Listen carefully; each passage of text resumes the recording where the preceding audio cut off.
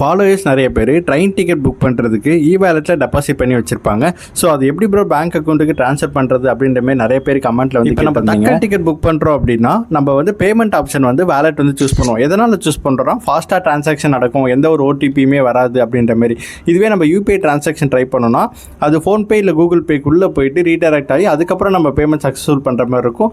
அதனால் சில செகண்ட்ஸ் வந்து டிலே ஆகும். அதனால் மோஸ்ட் ஆஃப் த பேசஞ்சர்ஸ் வந்து நம்ம வேலெட் யூஸ் பண்ணி டிக்கெட் வந்து புக் பண்ணுவோம். ஸோ எந்த ஒரு ஓடிபி வராது, உடனே டிக்கெட். இப்போ சில நாட்களாக வந்து வேலெட் யூஸ் பண்ணி நம்ம ட்ரெயின் டிக்கெட் புக் பண்ணாலுமே நமக்கு வந்து அந்த தக்கல் டிக்கெட் வந்து கிடைக்க மாட்டேங்குது.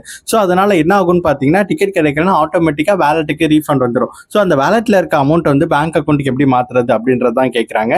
பட் என்ன உண்மை அப்படின்னா, இந்த வேலெட்டில் இருக்க அமௌண்ட்டை நம்ம பேங்க் அக்கௌண்ட்டுக்கு ட்ரான்ஸ்ஃபர் பண்ணவே முடியாது. ஒன்ஸ் நம்ம வேலெட் வந்து டெபாசிட் பண்ணிட்டோம் அப்படின்னா ட்ரெயின் டிக்கெட்டுக்கு மட்டும்தான் அதை வந்து நம்ம வந்து யூஸ் பண்ணிக்க முடியும். வேறு எதுக்குமே நம்மளால. நீங்கள் ரெகுலராக வந்து ட்ரெயினில் ட்ராவல் பண்ணுறீங்க அப்படின்னா நீங்கள் வந்து வேலெட் யூஸ் பண்ணி ட்ரெயின் டிக்கெட் புக் பண்ணுங்கள். இல்லை நான் ரெகுலராக பண்ண மாட்டேன், எப்பயாவது தான் ட்ராவல் பண்ணுவேன் அப்படின்னா நீங்கள் வந்து யூபிஐ போகிறதே பெஸ்ட்டுன்னு சொல்லுவேன். எதனாலனா அது அந்த அமௌண்ட் வந்து லாக் ஆயிரும் வேலெட்லேயே.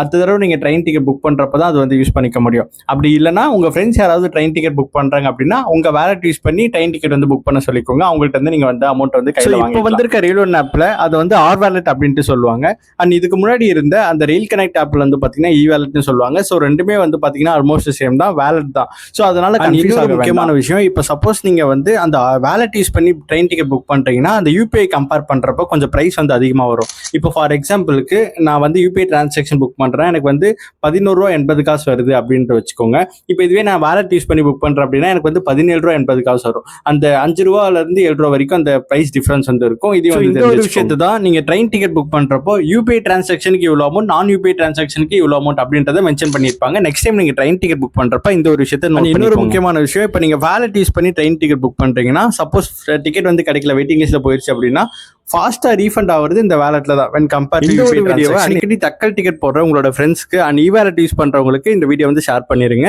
மேலும் இந்த மாதிரி ரெகுலராக ட்ரெயின் அப்டேட்ஸ் வேணும் அப்படின்னா மறக்காமல் நம்ம சேனலை சப்ஸ்கிரைப் பண்ணி வச்சுக்கோங்க. அப்படி நம்ம இன்ஸ்டாகிராம் பேஜை ஃபாலோ பண்ணி வச்சுக்கோங்க.